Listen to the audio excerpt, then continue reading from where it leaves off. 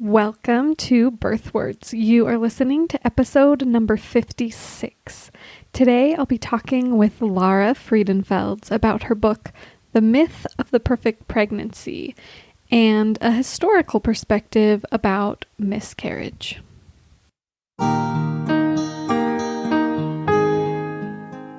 Welcome to Birth Words. Words are powerful. What are you doing with yours?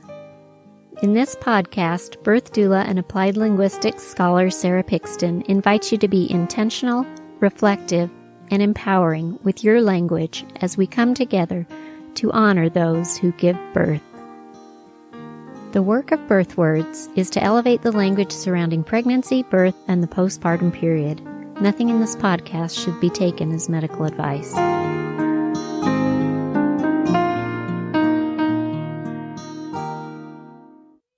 Lara is a historian of health, reproduction, and parenting in America. She is the author of The Myth of the Perfect Pregnancy, A History of Miscarriage in America, and The Modern Period, Menstruation in 20th Century America. She blogs for Nursing Clio, where historians speak to contemporary issues in gender and medicine. Welcome, Lara, to the Birth Words podcast. I'm excited to talk with you today. Thanks for having me, Sara. I am really interested in finding out more about your book, The Myth of the Perfect Pregnancy. I just found out from a mutual acquaintance that we have about your book, so I haven't had a chance to read it yet. And I know many of our listeners are probably in the same space as me where they haven't read it yet. So I'm excited for you to just kind of give us a teaser about some of the main topics and some of the things that you write about in your book. Sure. So the book is a history of how we came to think about early pregnancy and early pregnancy loss the way that we do today. And I started writing this book actually because I miscarried my first pregnancy. And it was a difficult experience. And I wanted to understand what had happened to me and why it was this kind of really disturbing and difficult experience when I, as a historian, knew that early pregnancy was seen quite differently a couple hundred years ago. And it just hadn't occurred to me till it happened to me that actually early miscarriages are a very common experience. They're a normal part of childbearing for healthy women. And this was something that I found that our current culture really doesn't support and understand very well. So I wrote this book trying to ask how we went from an understanding of early pregnancy that anticipated that actually many pregnancies didn't go to fruition to an understanding that I think a lot of us have today, unless we happen to be particularly knowledgeable about miscarriage, that if we take care of ourselves properly, we ought to be able to have perfect pregnancies. That's a really interesting question. So tell us a little more about how did people before modern science and technology understand the early months of pregnancy, and how did they understand miscarriage? And if you know of any in your research, what you've come across, any like common terms or phrases, ways that they referred to this time before modern science and technology, I'd love to hear about it. Sure. So before we had modern knowledge of embryology, the way that people thought about conception was that the male contribution, so the sperm and the semen, mixed with the female contribution inside the womb, and the woman's womb kept all the what otherwise would have come out as the menstrual blood and used it to form the fetus. And they thought of it a little bit the way they thought of cheese curdling from milk. So it formed into the body of the fetus and then was ensouled. And people usually thought of the moment of quickening, which is when the woman first feels the movement of the baby inside, as the moment of ensoulment. So they saw early pregnancy as this sort of amorphous state where the body starts as liquid essentially and then gradually takes shape. And this was actually how people understood early pregnancy. Ordinary people understood it this way largely into the early 20th century. though their physicians would have begun to have a different, more modern understanding of embryology starting in the late 18th and 19th century. And given that that's how they understood pregnancy, when an early pregnancy miscarried, if it came out as blood and bits of tissue, it could be interpreted a few different ways. So one was to see it, if it was early, as actually a late menstrual period, and a menstrual period that perhaps had gotten stopped up because of illness or difficult circumstances at a time when a lot of people didn't necessarily have enough nutrition or lived in difficult circumstances or did heavy work. Menstrual periods were not necessarily regular. So a period, what appeared to be a pregnancy but then turned into a late heavy period, might just be interpreted as the return of the menses. If a woman was, and actually also, people believed that menstruation might stop because of illness. So, and this understanding comes because some illnesses actually do cause a stoppage of menstruation. So, for example, tuberculosis causes women to lose their periods. So sometimes when a woman had a delayed period and then it was heavy and crampy, they saw it as actually the woman releasing potential illness from her body. Now, if she was pretty sure she actually was pregnant, then they did see it as a miscarriage, but they didn't necessarily see it as the miscarriage of a child.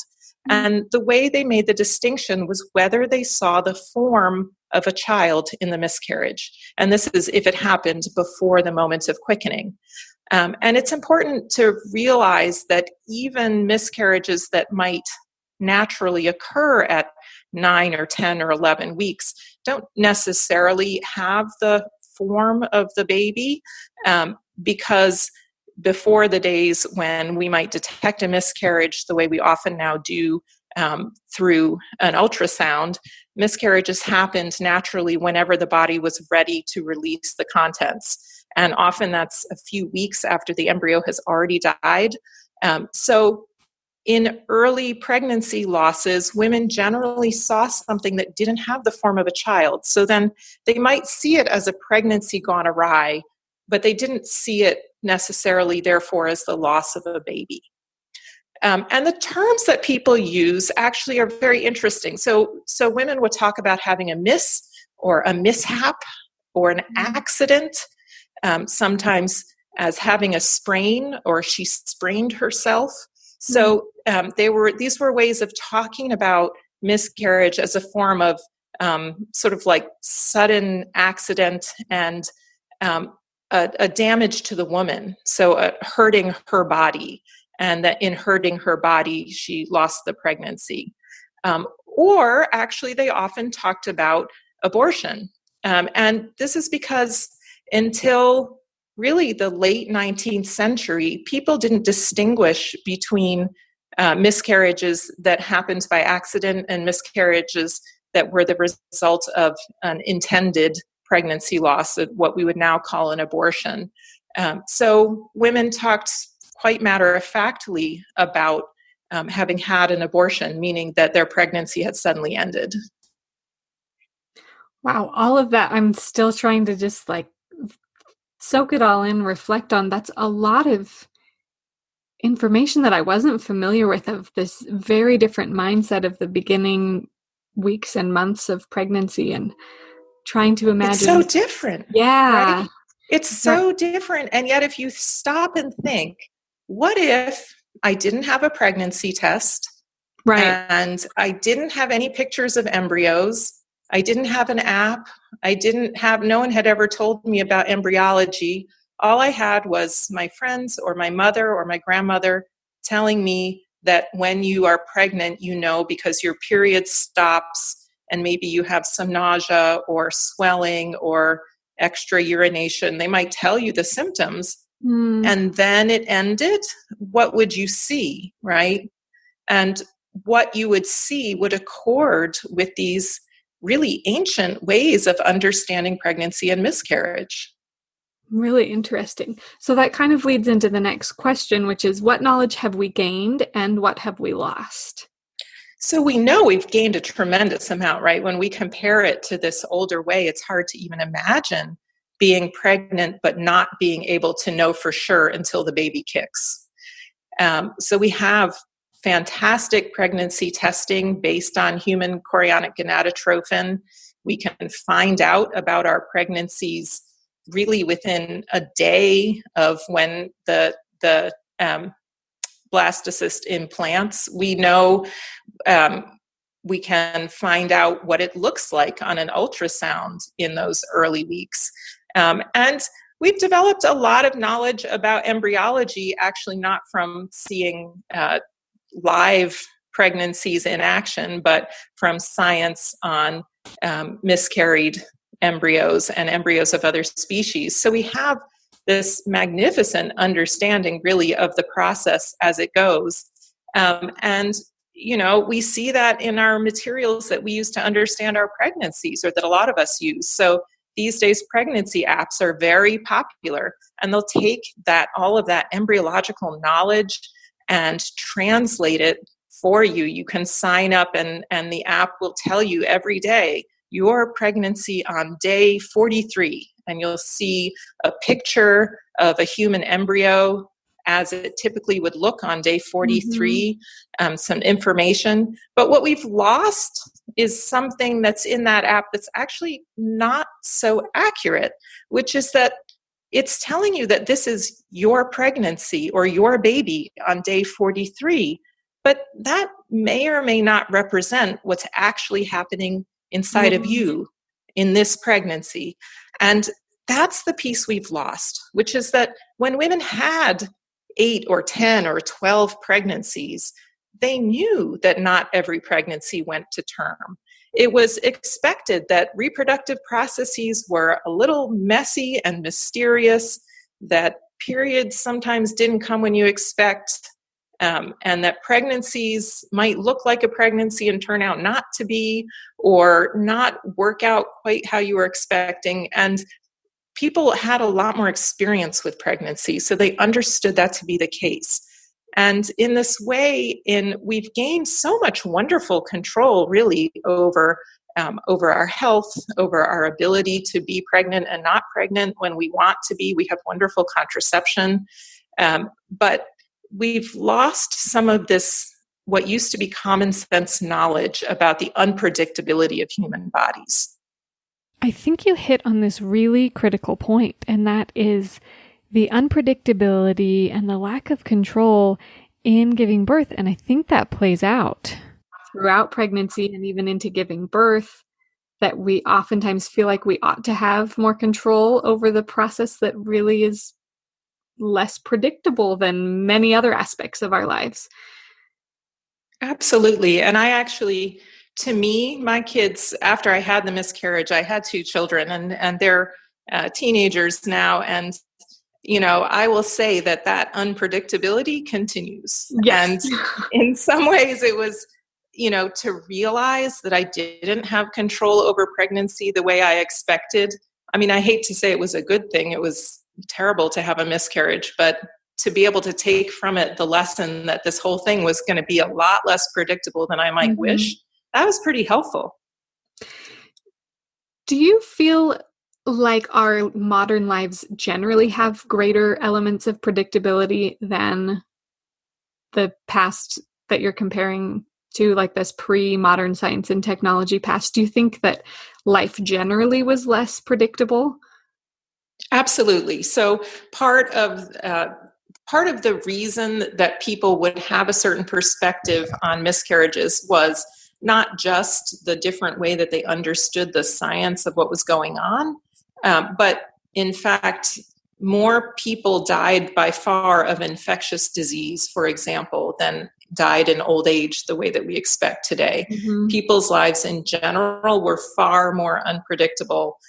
Their health was unpredictable. They could really perish at any moment from an epidemic disease. I know we're thinking about that again now, but it's something that really, it's very striking to us in the current pandemic situation, because it hasn't been something we've had to cope with in the regular way that people did before the 20th century. Yeah, absolutely. Interesting to think how every portion of our lives is interconnected, and the way that the assumptions that we make about a certain experience are really based on lots of other things that are going on in our lives. Mm-hmm.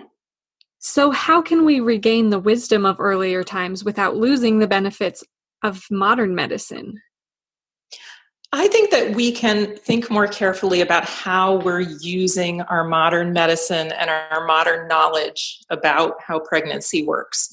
So, for example, I'm not someone who would say, let's throw away home pregnancy tests. Mm-hmm. I think lots of people find it very useful to have that knowledge of whether they are pregnant or not at a given time before they are sure of their symptoms. But, instead of thinking of that pregnancy test as meaning I have a baby inside and I'm going to have that child, to bear that child in 9 months, we could use a different labeling of that test and its meaning. We could have it say, so if you take a test the first day or two that the manufacturer says you can, which these days is 6 days before your expected period, you have a 70% chance of having a child in 9 months. And that's maybe useful information, but it's about that possibility. And it's still in that stage of possibility rather than certainty. So we just need to attach the information to those medical tests and symbols. And I think the same, for example, for ultrasound, that we developed this nice ritual around ultrasound, around the 18 or 20-week ultrasound in mid-pregnancy, of meeting the baby and maybe bringing your spouse or your family member and seeing the baby on the screen. And it can be a really special moment.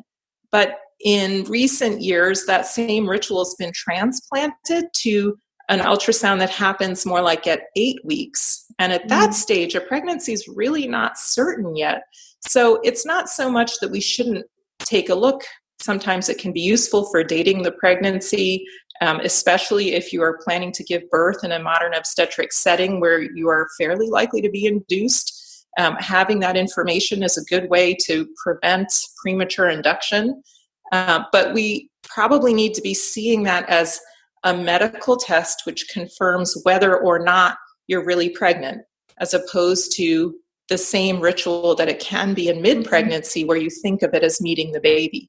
So a lot of it is about how to reframe the ways that we handle our technology and our modern medicine in ways that actually acknowledge how uncertain early pregnancy really is, and just how often actually the path is not going toward fruition and a full-term birth. Yeah, so how can we speak about early pregnancy with those in our social circles and our families? What linguistic frames are helpful to talk about early pregnancy in a way that recognizes its unpredictability? Yeah, it's a real challenge for us right now, right? Because people feel like they might like to share information. If you find out about your pregnancy very early, you're going to know about it for weeks before you can be pretty certain that it is stable and going to go to term. So how can we do that? And right now, I think people are in an awkward space where they feel pressured to either keep it quiet and keep it secret until after the first trimester, or they say, I'm pregnant, and then they know they're going to have friends and relatives who say, congratulations, I'm so excited you're having a baby. When's the baby due? What's your due date? Can I send you a gift?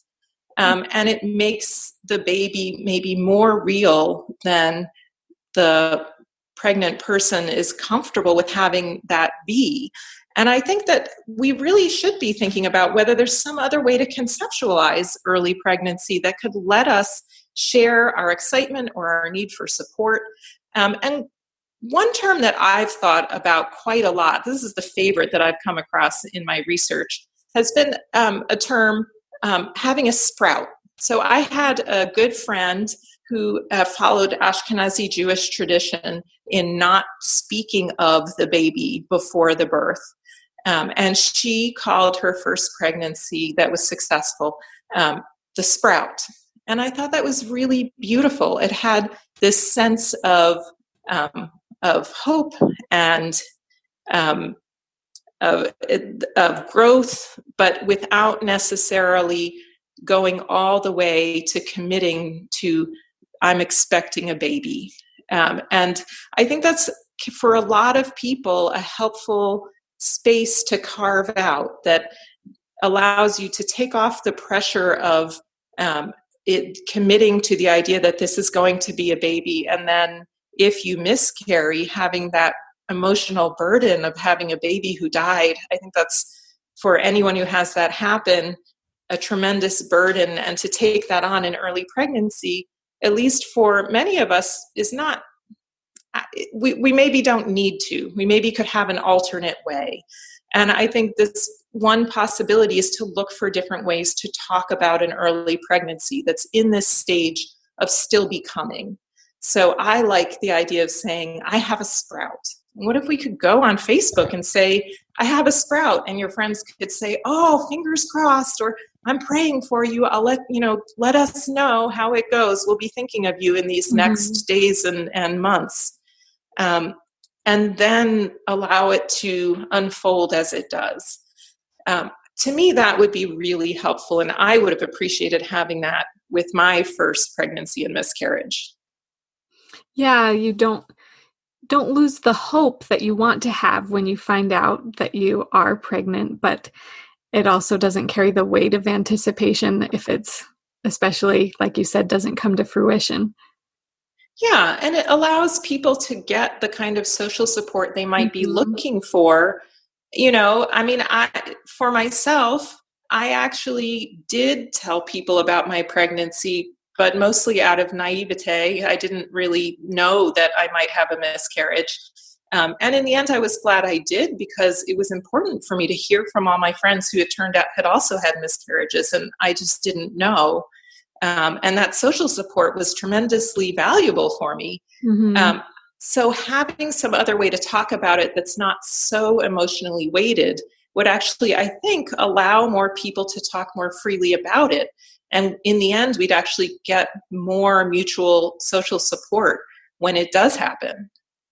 I think that's a great idea. I would love to try it out next time I'm in a situation where I hear about an early pregnancy or share about an early pregnancy. I think that's a really interesting idea.